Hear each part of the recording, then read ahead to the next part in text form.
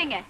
என்னடி இது கன்றாவியா இருக்கு? ஏன் அழறீங்க? இந்த நாயை பாத்தியா? அதான் நாய் பாத்துக்கிட்டு இருக்கமே. வாயில்லா ஜீவன் தானே இது. ஆமா. இப்ப பாரு, வாலில்லா ஜீவன் ஆக்கி இருக்கிறானுங்க. வால் இல்லன்னா என்ன? மனுஷன் பண்ண வேலை தானே இது. பண்ணலாமா? நன்றியை காமிக்கிறதுக்குன்னே வாழை படைச்சிருக்கிறார் ஆண்டவன். இந்த பையன் தன்னால சொல்லாலையும் செய்கையாலையும் காட்ட முடியாத நன்றியை இது வாலாட்டியே காமிச்சிருதுன்னு பொறாம கட் பண்ணி இருக்கிறான். ஒன்னா தனக்கு வாழை வையுங்கிறான், இல்ல வெச்ச வாழை வெட்டி வைக்கிறான். மனுஷன் என்ன கழுத்து இருக்கிறான், நான் என்ன வாழை இருக்கிறான். இந்த உலகத்துல இருக்கலாமா? இந்த இருக்கலாமா?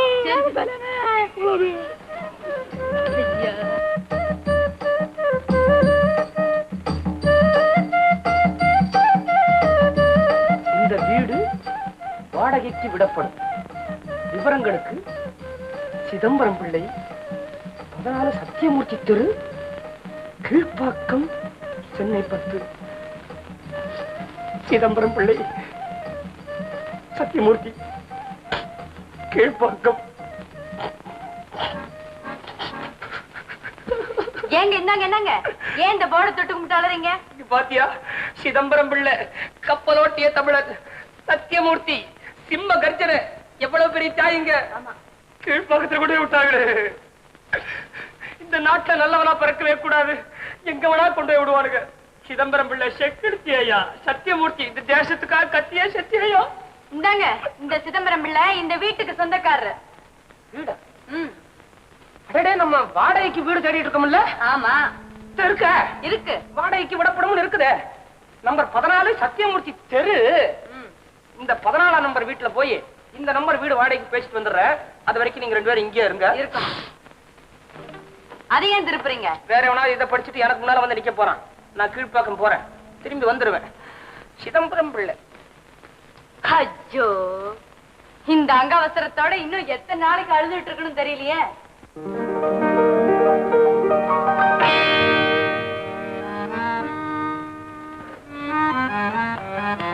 ஐயோ, நீங்க எங்க இங்க வந்தீங்க? நான் தனியா இருந்தப்போ நினைச்ச இடத்துல சாப்பிட்டுட்டு இருந்தேன், கிடைச்ச இடத்துல படுத்து தூங்கிட்டு இருந்தேன். 2 பெண்களை வேற என் தலையில கட்டி போட்டீங்க. அவங்கள வச்சுட்டு நான் எப்படி வெட்ட வழியில் இருக்கிறது? வாடகைக்காக வீடு தேடிட்டு போனேன். ஒரு வீட்டுல போர்டு தொங்கிச்சு, வாடகைக்கு வீடு விடப்படும். அந்த விலாச தேடிட்டு வந்தா அதனடா நேரா உங்க வீட்டுல கொண்டு விட்டுருச்சு. ஓஹோ, வாடகைக்கு தெரிய வீடா? அது எந்த வீடோ அப்படி போர்டு தொங்குற வீடு. எனக்கு கூட தெரியாது, எனக்கு தெரியாது. என்ன அல்லறா? யாரது? வெளியூராம்பா. நம்ம வாடகை தெரு வீட்டை வாடகை கேட்க வந்திருக்காருப்பா. எந்த ஊரு? வள்ளியூராம்பா. என்ன இது இப்படியே புடலங்காய் வியாபாரமா? இல்லப்பா, விளக்கெண்ணெய் வியாபாரமா. ஒஞ்சிலே தெரியுது. நமக்கே விளக்கெண்ணெய் வேண்டாம் போ. எனக்கு வீடு வேணுங்க. வீடா? வாடகைக்கு வீடு கொடுக்கறதா போர்டு தொங்குதே, அது வேணுங்க. போர்டா? வீடு. அது நல்ல குடும்பங்கள் வசிக்கிற தெருவு, ஒண்டி கட்டைக்கு விடுறது இல்ல. உனக்கு கல்யாணம் ஆயிடுச்சா? ஆயிடுச்சாப்பா. ஆயிடுச்சுன்னு ஏற்கனவே சொல்லிட்டானா? கேட்டாச்சுப்பா. வாடகை என்ன தெரியுமா? 100, 3 மாசம் அட்வான்ஸ். அட்வான்ஸ்லயே அட்வான்ஸ் கொடுக்குறீங்க. அட்வான்ஸா காலி பண்ணி விடல. சரி, சாவி கொண்டாந்து கொடு. கல்யாணம் ஆயிடுச்சுன்னு சொன்னியே, உன் மனைவி எங்க இருக்கா? கூடவே இருக்கிறாங்க. Very good, very good. என்ன அங்கவஸ்திரம் குறைஞ்சு வருது? வீடு கிடைக்கலையா? சாவி கையில இருக்க. வீடு கிடைச்சிருச்சா?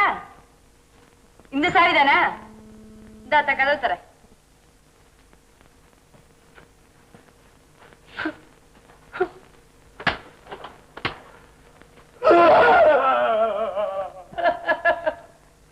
என்னங்க ஏன் இப்ப அழறீங்க? ஐயோ, எதுக்காக அழறீங்க? சொல்லிட்டு அழுங்க. எதுக்காக? அடி என்னடி அழுவது? சொல்லுங்க, எதுக்காக அழுறீங்க? இப்போ எல்லாம் வந்துச்சு. ஏன்? எவ்வளவு தூரம் எடுத்திருக்கலாம் என்ன பத்தி? ஆனாலும் ஒன்றும் இல்ல, பெரிய பாவத்தை பண்ணிட்டு. என்ன பாவத்தை அப்படி பண்ணீங்க? ஒரு முன்ன பின்ன தெரியாத கன்னி பொண்ணு, அதுவும் கல்யாணமாகாத கன்னி பொண்ணு எனக்கு மனைவின்னு சொல்லலாமா? ஐயோ, அது பெரிய பாவமாச்சே. இருங்க இருங்க, எதுக்காக? யாருகிட்ட? ஏன் அப்படி சொன்னீங்க? 14ஆம் நம்பர் சிதம்பரம் பிள்ளை கிட்ட. ஏன் சொன்னீங்க அப்படி? சந்தர்ப்பம், சூழ்நிலை. என்ன சந்தர்ப்பம் சூழ்நிலை அப்படி? இது பாரு, வாடகைக்கு வீடு அப்படின்னு போர்டு மாட்டி இருக்கிறீ, தர்றியான்னு. போர்டான்னா அட இல்லையா, வீடுன்னு. கல்யாணம் ஆயிருந்தோ தர்றேன்னா, ஆயிடுச்சு குடல தாவைய கொடுத்துட்டோம். இதுக்காகத்தான் அப்படி சொன்னீங்களா? ஐயோ, நான் மனைவின்னு நினைச்சு சொன்னது உண்மைத்தான். சொன்னா என்னப்பா? என்னவா? என்ன வளர்ற? இந்த விஷயம் ஊர் உலகத்துல தெரிஞ்சா என்ன விடு, எனக்கு நிறைய பொண்ணுங்க கொடுப்பாங்க. ஆனா உங்கதே ஒருத்த கட்டுவாளோ? அது அப்புறம் பேசிக்கலாம். எழுந்துருங்க, உட்காருங்க. அப்படி என்னது? வஸ்திரம். அங்க வஸ்திரம். ஆமா, அங்கமே கிடையாது, இதுல வஸ்திரம் வேற. கொடுங்க, அப்படி திரும்புங்க, சொல்லுங்க. நான் சொல்லது தப்பு இல்லையா? அதாவது எங்களை நடுத்தெருல நிக்க வைக்க கூடாது, கௌரவமா ஒரு வீட்டுல வைக்கணுங்கிறதுக்காகத்தானே இப்படி சொன்னீங்க. ஆமா ஆமா. அதுல என்ன தப்பு? ஐயோ, நான் கற்பனை பண்ணது என்னன்னா, கற்பனையை விடுங்க. மனசுல நல்ல எண்ணத்தை வச்சுக்கிட்டு தானே என்ன மனைவின்னு சொன்னீங்க. மனசுல ஒண்ணுமே வச்சுக்காம தான் சொன்னேன். அப்ப சொன்னதுலயே ஒண்ணும் இல்ல. உங்க அழுகையை நிறுத்துங்க. ஐயோ ஐயோ ஐயோ ஐயோ, இப்ப ஏன் மோதிக்கிறீங்க? மனைவிங்கிற விஷயத்துல அப்படி நான் சொன்னது தப்பு இல்லைன்னு நம்ம 2 பேருக்குள்ள ஒரு முடிவுக்கு வந்துட்டோம். ஆமா. ஆனா தொங்கரான சிதம்பரம் பிள்ளை அடுத்த வருஷம் பார்த்து குழந்தை பிறந்தாச்சாரு கேட்டா நான் என்ன சொல்லுவேன்? அதுக்குள்ள இந்த வீட்டையே மாத்திட்டு போயிடலாம். சும்மா இருங்க. வீட்டை மாத்திக்கிறதுக்கு தானே யோசனை சொல்றா. நான் அழ மாட்டேன் சாந்தி, இனிமே நான் அழவே மாட்டேன். இந்த தைரியத்தோடு எப்பவும் இருங்க. வள்ளிக்கோட்டை மைனர், உங்க அக்கா தங்கச்சி எல்லாரும் எதிர்பாராத விதமா எங்க வீட்டுக்கே வாடகைக்கு வந்துட்டாங்க. நாம எப்ப வேணும்னாலும் அவங்கள போய் சந்திக்கலாம், எந்த நிலைமை ஏற்பட்டாலும் சமாளிச்சுக்கலாம். நீங்க நிம்மதியா படுத்து தூங்குங்க.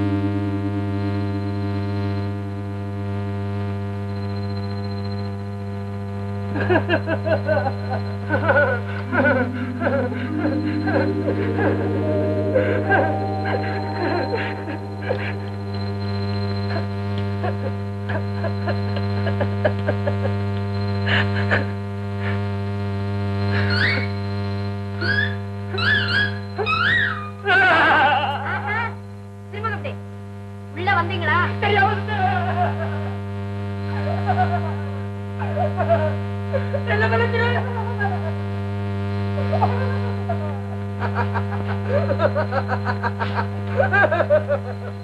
ஆமா, நீங்க எதுக்காக உள்ள வந்தீங்க? இப்ப எதுக்காக அழுதுட்டு இருக்கீங்க? நான் அழறதுக்காக உள்ள வந்தேன், இப்போ உள்ள வந்துட்டதுக்காக அழுதுட்டு இருக்கிறேன். அது சரி, நீங்க எதுக்கு உள்ள வந்தீங்கன்னு எனக்கும் கொஞ்சம் புரியுது. நீங்க அழறதுக்கு தான் இப்ப என்னன்னு காரணம் கேக்குறேன். இது நீங்காத அழுக, நிரந்தரமான சோகம், நிவர்த்திக்க முடியாத துக்கம். எந்த துக்கத்துக்கும் ஒரு முடிவு உண்டு. என் துக்கத்துக்கு முடிவே இல்லை. என்ன துக்கம் தானே கேக்குறேன். இப்போ இன்னைக்கு எனக்கு ஏற்பட்ட அனுபவம் உனக்கு ஏற்பட்டாதான் நான் சொல்றதே உனக்கு புரியும். அப்பதான் நீ என் கூட சேர்ந்து அழுவ. அழுததான் இருக்கேன். உங்க அனுபவத்தை சொல்லி தொலைங்க. வாய்க்கு வா. சொல்லுங்க. மத்தியானம் உன்னை சந்திச்சனா, சந்திச்ச உடனே என் மனசுக்குள்ள ஒரு புது விதமான உணர்ச்சி நறுக்குன்னு தைச்சது. தைச்சதோட நிக்காம உடம்பு பூரா விட்டு விட்டு விட்டு விட்டு விட்டு விட்டு உலாத்த ஆரம்பிச்சது. அதோட நிக்காம நாடி நரம்புகளுக்குள்ள எல்லாம் புகுந்து கிட்டு கிட்டு கிட்டு கிட்டு கிட்டு கிட்டுன்னு என்னது அது? அப்படி ஏற்பட்டது. அப்புறம் தான் இருட்டுச்சு, நம்ம தான் சாப்பிட்டோம் கொண்டோம், நீங்களும் படுத்துட்டீங்க, நானும் படுத்துட்டேன். ஊரே தூங்குது. ஜன்னல் கிட்ட படுக்கலாமா? சந்திச்ச பொண்ணுதானே, ஒரு நிமிஷம் பார்த்தா என்ன அப்படின்னு ஒரே ஒரு நிமிஷம் தான் பார்த்துட்டு கடியாரத்தை பாக்குறேன். 3 மணி நேரம் ஓடி இருக்கு. இது கடியாரத்தோட தப்பா இருக்கலாம். இதுல என் தப்பு என்னன்னா, உள்ள வாழ்நாள் பூராவும் என் பக்கத்திலேயே வச்சுக்கிட்டு பாக்கணும்னு ஒரு வேகம் வந்துச்சு.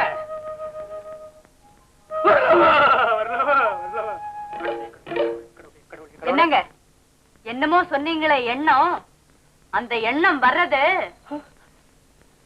தப்பு இல்லைன்னு தான் எனக்கு தோணுது. என்னம்மா உன்னுடைய சம்மதத்தை தெரிஞ்சுக்காம இவ்வளவு பெரிய எண்ணத்துக்கு என் மனசுல இடம் கொடுக்கலாமா? இப்போ நீயா இருக்கிற, உன்னால என்னோட வாழ்நாள் பூராவும் இருக்க முடியுமா?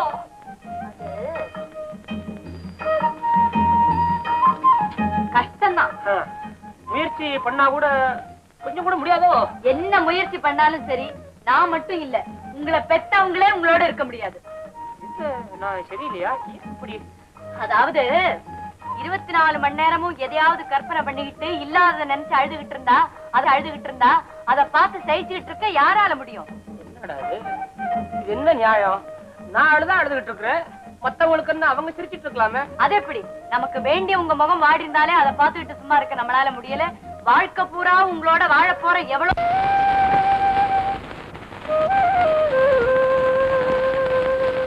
என்ன எப்ப எழுந்திருச்சாப்புல? படுத்தாதானே எந்திரிக்கிறதுக்கு. அப்பா விடிய விடிய தூங்கவே இல்லையா? தூக்கம் ஏது, துக்கம் தான். சரிதான், பல்பொடியும் தண்ணி கொண்டு வந்திருக்கேன், பல்ல தொலைக்கிட்டு வந்து சேருங்க. இட்லி எத்துன்னு போட்டு தெம்பா உட்கார்ந்து அழலாம்.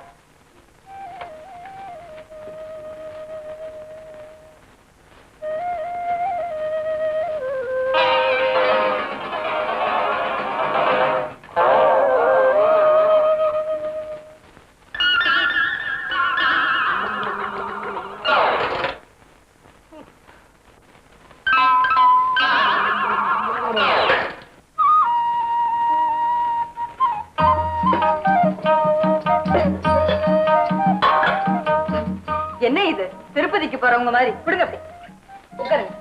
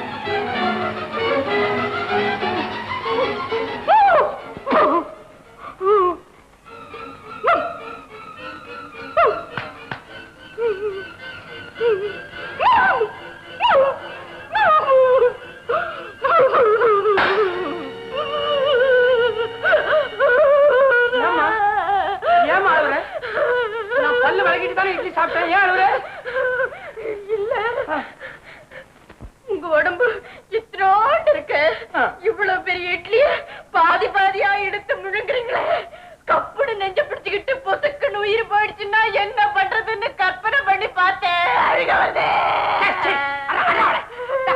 கற்பனை பண்ற முகரைய பாரு. இப்படி இல்லாத ஆபத்தெல்லாம் நினைச்சுக்கிட்டா கற்பனை பண்ணுவாங்களா? நீங்க இப்படி சொல்றீங்க, இப்படி எல்லாம் வருமோ நினைச்சு மத்தவங்க கேட்டா சிரிக்கிற கற்பனைக்கு அழுகுறாளே, என்ன பொண்ணு இவ? என்னமா அடு பெரியத பாருங்க. அடு பெரிய என்னவா? என்னவா? ஐயோ நான் என்னத்த பண்ணுவேன்? அடு பெரிய சமையல் பண்ணுவேன், வேற என்ன பண்ணுவேன்? என்னங்க நீங்க? அடு பெரியது இல்ல, இந்த நெருப்பு கூரைய பிடிச்சு கூடைய பிடிச்ச நெருப்பு அடுத்த விட்ட பிடிச்சு, அடுத்த விட்ட பிடிச்ச நெருப்பு அண்ட விட்ட பிடிச்சு, அண்ட விட்ட பிடிச்ச நெருப்பு தெருவை பிடிச்சு, தெருவை பிடிச்ச நெருப்பு ஊரே பிடிச்சு பத்தி எரிஞ்சதுன்னா என்ன ஆகுன்னு கற்பனை பண்ணி பார்த்தேங்க. அழுகையா வருது. இதுவும் கற்பனையா? கற்பனைக்கு ஒரு அளவில்லை. அடுப்பு இருக்கிற நெருப்பு மேல இருக்கிற பாத்திரத்தையே பிடிக்கல, ஊரே பிடிக்க போதா? என்னங்கிறீங்க? திடீர்னு பிடிச்சுக்கிச்சுன்னா திடீர்னு பிடிச்சா கையெல்லாம் ஒண்ணு பூ வச்சிட்டு இருக்காரு, தண்ணியை ஊத்தி அணைக்கும். அடிச்சதங்களா? என்ன மூச்சு விடுவாங்களா? எதுக்கும் ஜாக்கிரதையா இருக்கணுங்க. ஐயோ ஐயோ போதுமே. இப்படி பைத்தியாசமா கற்பனை பண்ணிட்டு இருக்கவங்களோட ஜாக்கிரதையா இருந்ததுதான் என்ன பிரயோஜனம்? சீச்சி.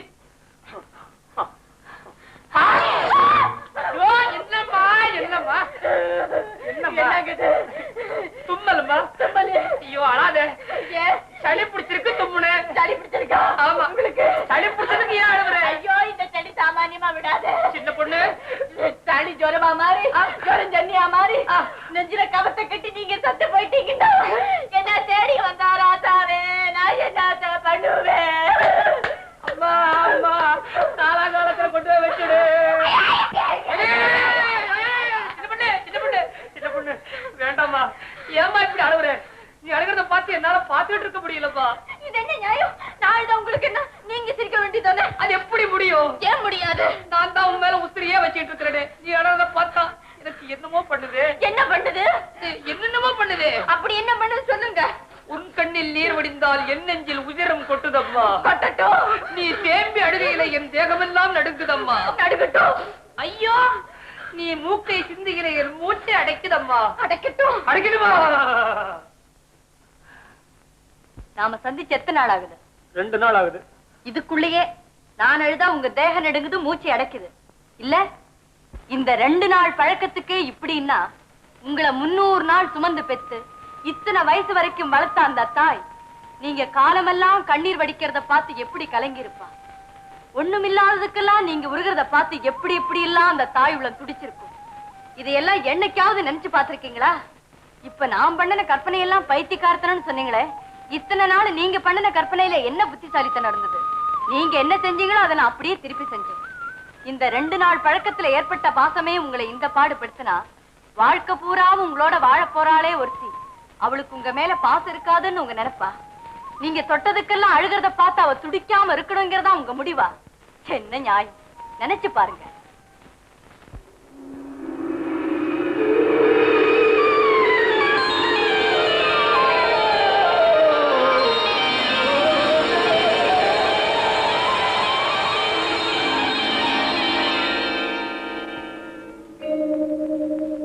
என்ன அப்படியே நின்ட்டாப்ல? புரிஞ்சு போச்சுமா சின்ன பொண்ணு, எனக்கு புரிஞ்சு போச்சுமா. இது நாள் வரைக்கும் நான் அழுதுகிட்டு இருந்தது எவ்வளவு பெரிய தவறுன்னு நான் புரிஞ்சுக்கிட்டேம்மா. என்னுடைய கண்ணீர் என்னோடவே போயிடும்னு நினைச்சேன். ஆனா நான் அழறத பார்த்து எத்தனை பேர் அழுதுருக்காங்கன்னு எனக்கு இப்பத்தாமா புரியுது. நம்முடைய கண்ணீர் மத்தவங்க கண்ணீரை துடைக்கிறதுக்கு உதவணுமே தவிர சும்மா இருக்கிற மணி தூண்டி விட்டு அழ வைக்க கூடாதுமா. நான் என் கண்ணீரை வீணாக்கிட்டேன். மனிதனுடைய கண்ணீர் எவ்வளவு விலை உயர்ந்தது தெரியுமா? புத்தருடைய சில சொட்டு கண்ணீர் பொறுமையான பெரிய மதத்தையே ஸ்தாபனம் பண்ண உதவி இருக்கு. மகாத்மா காந்தி அடிகளுடைய கண்ணீர் எவ்வளவு பெரிய நாட்டுக்கு சுதந்திரத்தையே வாங்கி கொடுத்திருக்கு. இவ்வளவு பெரிய விஷயத்துக்கு போவானே நம்ம லெவலுக்கே வருவோம். சில பெண்களுடைய 2 சொட்டு கண்ணீர் எங்கேயோ இருக்கிற ஜவுளி கடையும் நகைக்கடையும் அப்படியே வீட்டுக்குள்ள கொண்டாந்து வச்சிருக்குது. ஆனா என்னுடைய கண்ணீர் எனக்கே பிரயோஜனம் இல்லாம போயிடுச்சுமா.